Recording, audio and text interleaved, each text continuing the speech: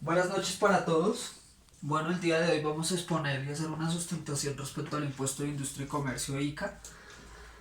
En virtud del concurso de carrera que se adelanta en Envigado en relación al manejo y disposición de este impuesto, del impuesto de industria y comercio.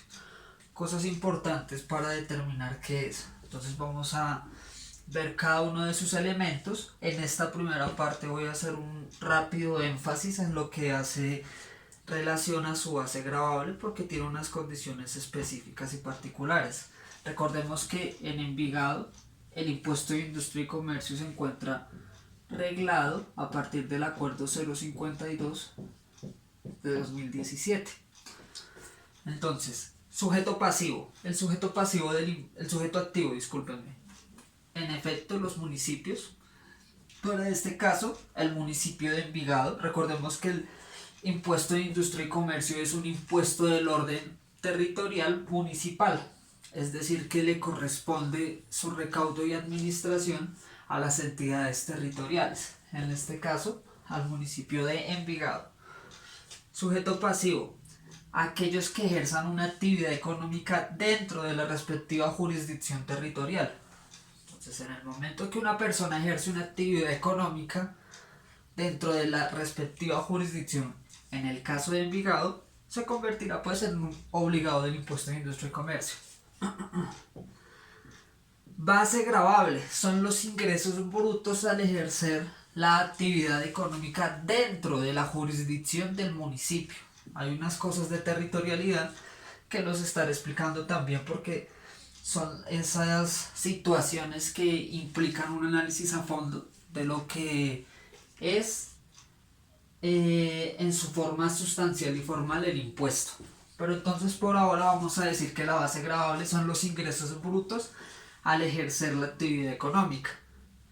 Causación, desde el momento en que percibo los primeros ingresos de esa actividad económica, voy a decir como tal que soy un obligado del impuesto dentro de esa jurisdicción, municipal o distrital. Tarifa, está determinada por lo general en los acuerdos municipales. Entonces, para el caso de Envigado, recordemos acuerdo 052 del 17, esas tarifas están determinadas según la actividad económica.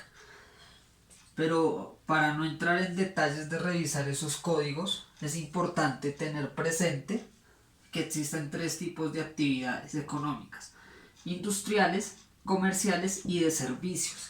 Y que para las actividades industriales, Envigado dijo, cóbrese del 2 al 7 por mil para las actividades industriales y cóbrese del 2 al 10 por mil para las actividades comerciales y de servicios. Como se puede uno dar cuenta, las actividades comerciales y de servicios tienen una tarifa que llega a ser más alta en algunos casos que las industriales, que llegan al 7.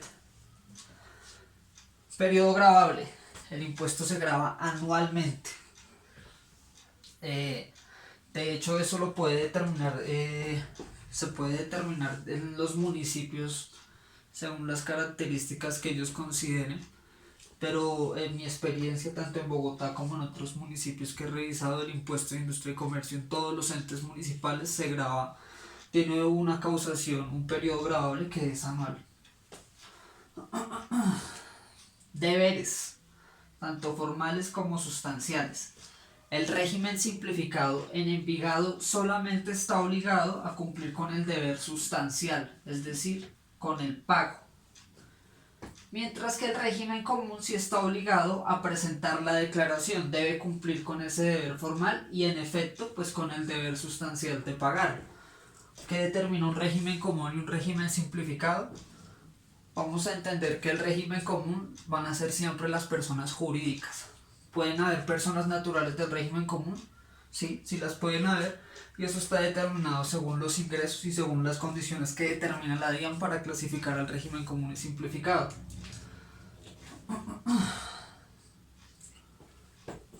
Ahora, a lo que quiero entrar acá en esta primera parte, en relación a la base gravable, como les explicaba, y entrando más específicamente en lo que es Envigado y lo que estipula en el acuerdo 052, es a unas condiciones especiales en los ingresos. Como decía, la base gravable son los ingresos brutos por el ejercicio de la actividad económica en el periodo gravable o en un periodo de la base del año gravable.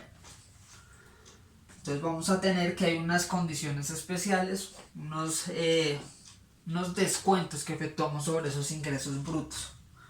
¿Cuáles son? Primero, la venta de activos fijos. Eso no se incorpora como un ingreso bruto. Entonces eso no lo vamos a tener en cuenta a la hora de causar el impuesto. Las exportaciones, las devoluciones, los descuentos y todo lo que se determine como excluido, que eso lo explicaré en otro video.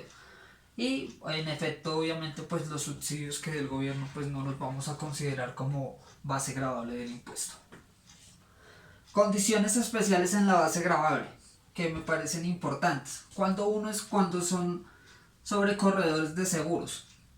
Recordemos que un corredor de seguros es simplemente un intermediario entre una persona y una aseguradora, en la que sencillamente yo como corredor conecto a la persona con la aseguradora, percibo unos honorarios por ello y pues allá ejercen su contrato tanto la aseguradora como la persona, como ellos lo consideren.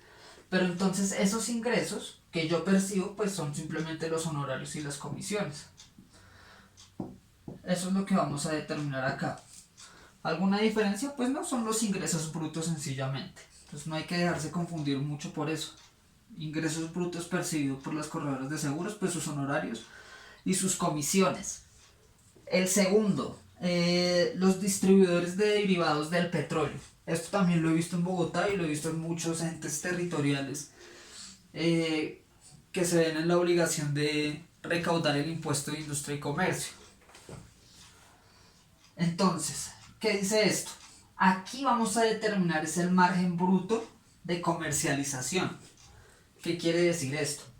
Que si yo soy un encargado de distribuir un derivado del petróleo o petróleo, entonces la base gravable no van a ser los ingresos brutos por la venta, sino que va a ser el resultado del precio de compra al productor importador menos el precio de venta al público o distribuidor mayorista.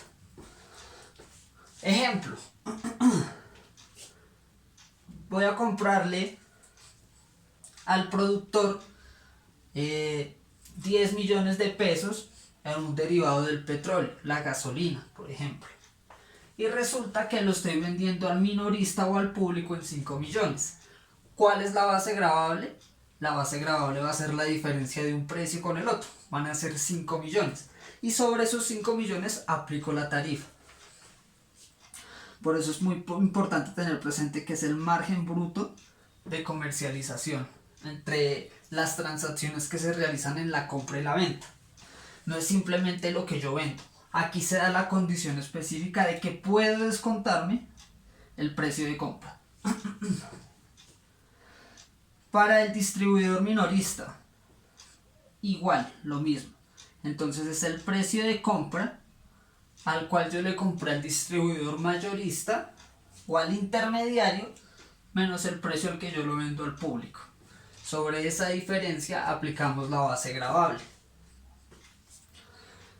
Prestación de servicios públicos domiciliarios es el valor promedio mensual del servicio facturado. Las transportadoras.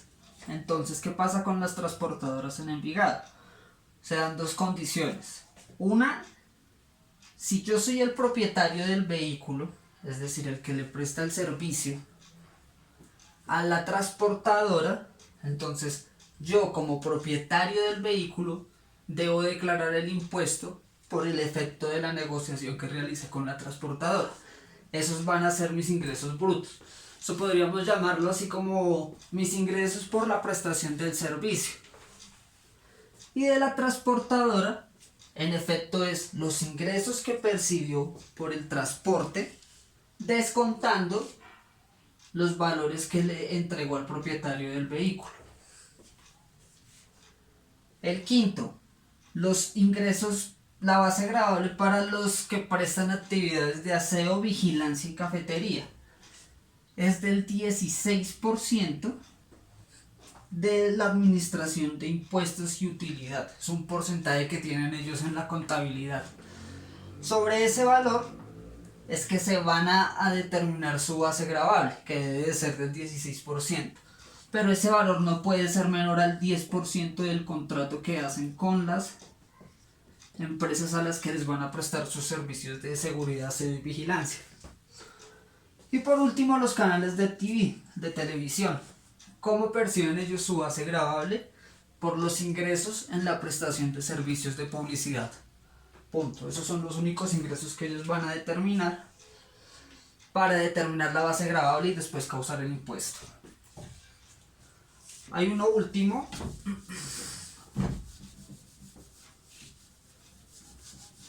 que hace referencia a las entidades financieras.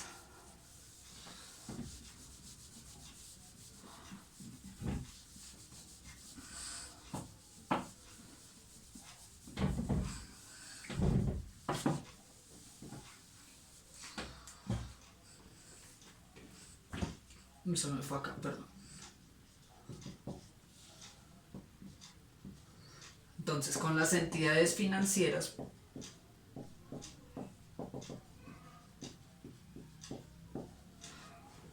como lo son los bancos, como lo son las aseguradoras,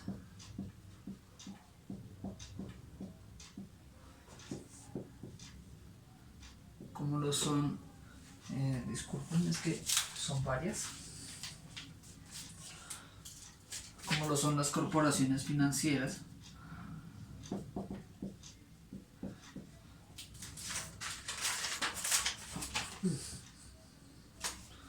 todas estas compañías de ahorro, sociedades de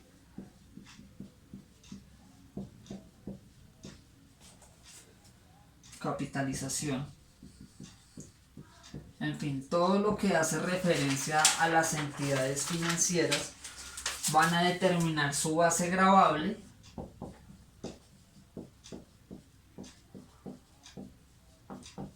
a partir de los ingresos operacionales anuales.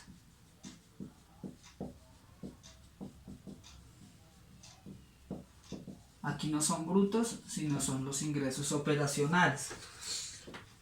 Es decir, antes de aplicar intereses e impuestos. Pero solamente para las entidades financieras. Y una condición especial acá para los bancos en el municipio de Envigado es que por cada punto o sede que tengan en Envigado deben pagar 25 VTs anuales conjuntamente con el impuesto. ¿Quién determina o cómo Envigado se da cuenta de cuántos puntos se está abriendo dentro de su jurisdicción un respectivo banco? La superintendencia. Entonces es la superintendencia la que nos va a indicar y nos va a decir anualmente cuántos puntos o sedes está abriendo la determinada entidad bancaria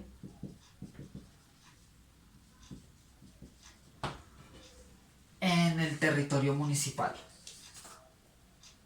Esa es la primera entrada respecto a la base gravable, unas condiciones específicas y particulares que quería que tuvieran en cuenta. Aquí me corrijo, no son 25, son 28 VTs. Y la próxima sesión quiero explicar y ahondar en temas referentes a unas condiciones particulares en la tarifa y más adelante unas referentes a la territorialidad. Muchas gracias.